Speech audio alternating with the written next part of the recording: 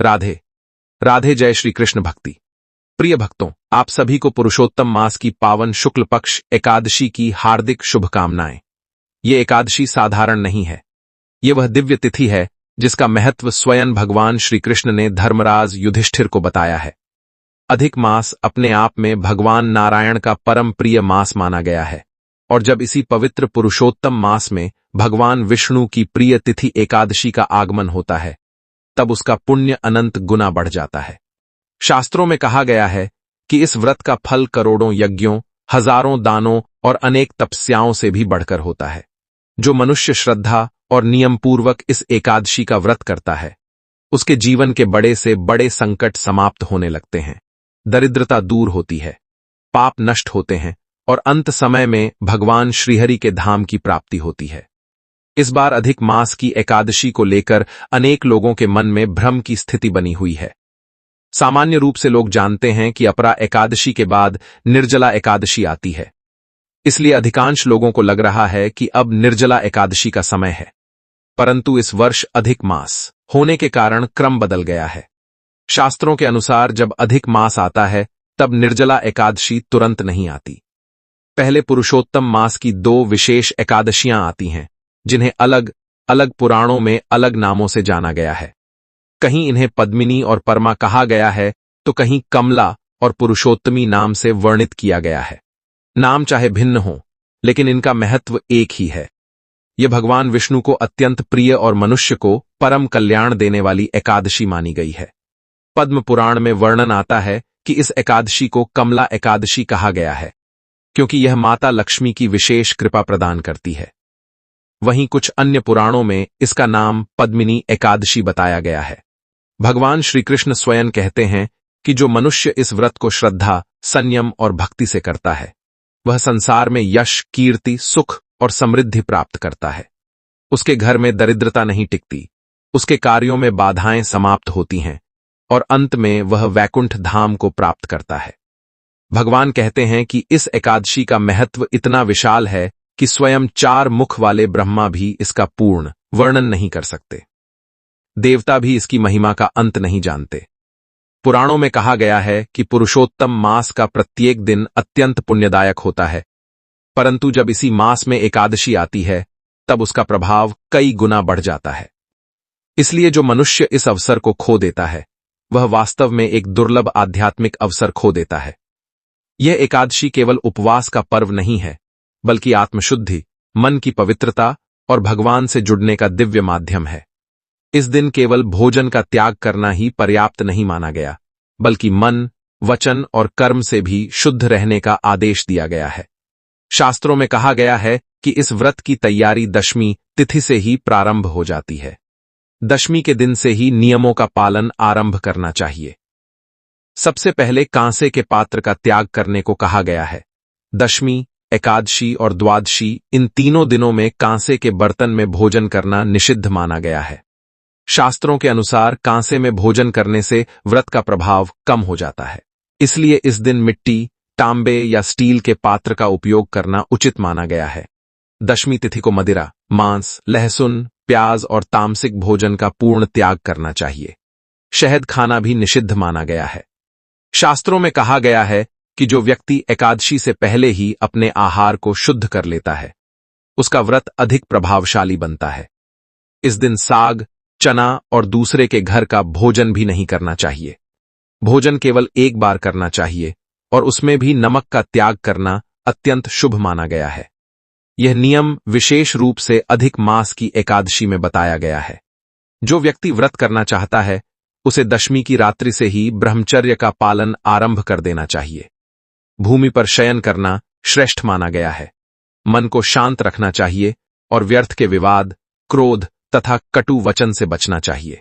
शास्त्रों में कहा गया है कि केवल शरीर का उपवास करने से लाभ नहीं होता, जब तक मन और वाणी भी संयमित न हो। एकादशी के दिन प्रातः ब्रह्म मुहूर्त में उठना अत्यंत शुभ माना गया है। सूर्योदय से पहले जागकर स्नान आदि से निवृत्त होकर भगवान का स्मरण करना चाहिए। यदि संभव हो तो किसी पवित्र नदी या सरोवर में स्नान करना चाहिए। यदि यह संभव न हो तो घर में स्नान करते समय जल में गंगाजल मिलाना चाहिए। स्नान में तिल, आंवला या मिट्टी का प्रयोग करना अत्यंत पुण्यदायक माना गया है। तुलसी के पास की मिट्टी को विशेष रूप से पवित्र माना गया है। स्नान करते समय भगवान का नाम जपते रहना चाहिए। ओम में नमो भगवते वासुदेवाय या हरे कृष्ण कृष्ण कृष्ण हरे हरे का जप करते हुए स्नान करना आत्मा को शुद्ध करता है। शास्त्रों में कहा गया है कि इस प्रकार का स्नान मनुष्य के अनेक जन्मों के पापों को नष्ट कर देता है। स्नान के बाद स्वच्छ वस्त्र धारण कर भगवान विष्णु की पूजा करनी चाहिए। पूजा के लिए पीले वस्त्र का विशेष महत्व माना गया है।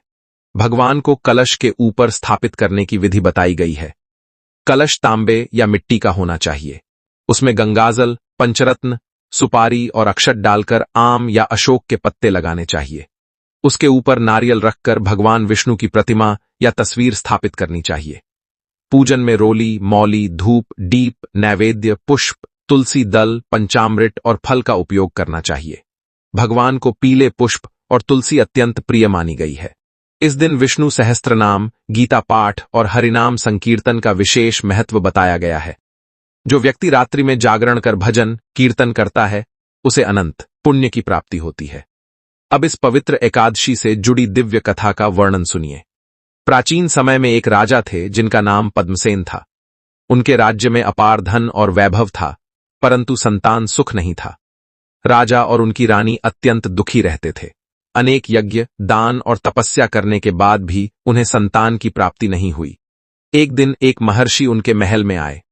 राजा ने उनका आदर सत्कार किया और अपनी पीड़ा सुनाई। महर्षि ने कहा कि पुरुषोत्तम मास की शुक्ल पक्ष एकादशी का व्रत पूर्ण श्रद्धा से करो। भगवान श्रीहरि और माता लक्ष्मी की पूजा करो। रात्रि में जागरण कर हरिनाम संकीर्तन करो।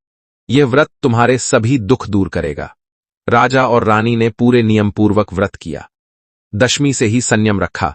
एकादशी को निर्जल उपवास किया और पूरी रात भजन करते रहे। उनकी भक्ति से प्रसन्न होकर भगवान विष्णु प्रकट हुए और बोले कि हे राजन, तुम्हारा कल्याण होगा। शीघ्र ही तुम्हें तेजस्वी पुत्र की प्राप्ति होगी। कुछ समय बाद रानी ने एक सुंदर पुत्र को जन्म दिया और राज्य में आनंद छा गया। इस प्रकार इस व्रत के प्रभाव से उनका जीवन सुखमय हो गया। एक अन्य कथा में वर्णन आता है कि एक गरीब ब्राह्मण अत्यंत निर्धन था। उसके पास भोजन तक के साधन नहीं थे। वह प्रतिदिन भगवान विष्णु की पूजा करता था, परंतु दुख समाप्त नहीं हो रहे थे। एक दिन एक संत ने उसे पुरुषोत्तम मास की कमला एकादशी का व्रत करने की सलाह दी। ब्राह्मण ने श्रद्धापूर्वक व्रत किया, रात्रि जागरण किया और भगवान का नाम जपता रहा। कुछ दिनों बाद उसके जीवन में चमत्कारिक परिवर्तन होने लगा। उसके घर में धन धान्य की वृद्धि हुई, परिवार सुखी हुआ और अंत समय में उसे भगवान के धाम की प्राप्ति हुई। इन कथाओं से स्पष्ट होता है कि यह व्रत केवल सांसारिक सुख ही नहीं देता, बल्कि आत्मा को भी परम शांति प्रदान करता है। इस एकादशी पर दान का विशेष महत्व बताया गया है।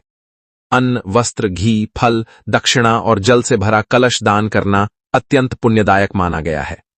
जो व्यक्ति अपनी सामर्थ्य अनुसार दान करता है उसके जीवन के कष्ट कम होने लगते हैं। इस दिन क्रोध, निंदा, चुगली और अपशब्दों से दूर रहना चाहिए। मन को भगवान के चरणों में लगाना चाहिए। जो व्यक्ति एकादशी पर दूसरों की निंदा करता है उसका व्रत निष्फल हो जाता है। इसलिए दिन भर शांत चित्त होकर हरिनाम का जप करना चाहिए। रात्रि जागरण को इस व्रत का सबसे महत्वपूर्ण भाग माना गया है। कहा गया है कि जो व्यक्ति इस रात में भगवान का स्मरण करते हुए जागरण करता है उसके जीवन के अंधकार दूर हो जाते हैं। यदि पूर्ण जागरण संभव न हो तो कम से कम आधी रात तक भजन करना चाहिए। अगले दिन द्वादशी तिथि में स्नान करके भगवान विष्णु की पुनः पूजा करनी चाहिए। इसके बाद ब्राह्मण को दान देकर व्रत का पारण करना चाहिए। पारण सूर्योदय के बाद ही करना चाहिए। पारण में सात्विक भोजन लेना चाहिए और भगवान को भोग लगाने के बाद ही भोजन ग्रहण करना चाहिए। इस वर्ष यह पावन एकादशी 27 मई को श्रेष्ठ मानी गई है। तिथि का प्रारंभ 26 मई प्रातः 5 बजे से होगा और समापन 27 मई प्रातः 6:21 बजे पर होगा। शास्त्रों के अनुसार जब एकादशी, द्वादशी और त्रयोदशी का विशेष संयोग बनता है तब व्रत का पुण्य कई गुना बढ़ जाता है। इसलिए इस वर्ष 27 मई को व्रत करना अत्यंत शुभ और फलदायक माना गया है। 26 और 27 दोनों दिनों में चावल का सेवन नहीं करना चाहिए और तुलसी पत्र भी नहीं तोड़ना चाहिए। पुरुषोत्तम मास का महत्व स्वयं भगवान विष्णु ने बताया है।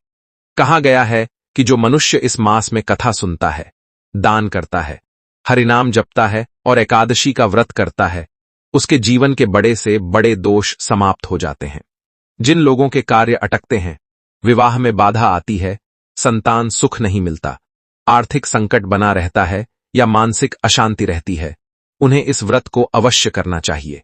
भगवान श्री कृष्ण कहते हैं कि कलयुग में नाम जप और एकादशी व्रत सबसे सरल और प्रभावशाली साधना है।